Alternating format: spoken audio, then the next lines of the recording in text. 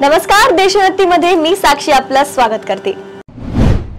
नवरात्रीच्या 9 दिवसांच्या विशेष कार्यक्रमात आज नवरात्रीचा दुसरा दिवस आहे, म्हणजेच देवी ब्रह्मचारिणीचा दिन, जिला ज्ञान, तप, श्रद्धा आणि आत्मसंयम यांचे मूर्त स्वरूप मानले जाते।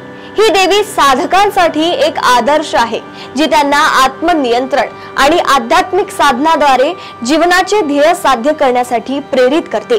नवरात्रीच्या दुसऱ्या दिवशी लाल वस्त्र परिधान करणे शुभ मानले जाते। ब्रह्म म्हणजे तप, ज्ञान, वैश्विक सत्य आणि चारिणी म्हणजे जो पालन करतो किंवा आचरण करतो। अशा प्रकारे ब्रह्मचारिणी म्हणजे ब्रह्मासाठी तप आणि ध्यान करणारी देवी। देवी ब्रह्मचारिणी ही हिमालयाची कन्या सतीचे दुसरे रूप आहे। पौराणिक कथेनुसार हिमालयाची कन्या म्हणून जन्म घेतल्यानंतर नारदजींच्या सल्ल्यानुसार तिने भगवान शिव यांना पती म्हणून प्राप्त करण्यासाठी कठोर तपस्या केली।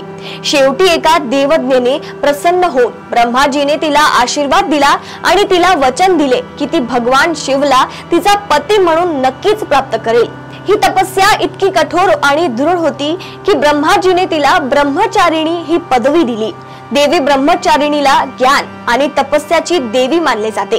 ती पांढरी साडी परिधान करते आणि तिच्या उजव्या हातात माळ आणि डाव्या हातात कमंडलू धारण करते। नवरात्रीच्या दुसऱ्या दिवशी देवी ब्रह्मचारिणी भक्तांना शिकवते की जीवनातील खरे ध्येय केवळ तप, आत्मसंयम आणि आध्यात्मिक साधनाद्वारेच साध्य होतात। तिचे स्वरूप आणि कथा आपल्याला सांगते की आत्मज्ञान आणि आत्मशक्तीशिवाय कोणतेही ध्येय साध्य होऊ शकत नाही। तर ही होती आज नवरात्रीच्या दुसऱ्या दिवसाची माहिती। अशीच माहिती जाणून घेण्यासाठी बघत रहा देशोन्नती। नमस्कार।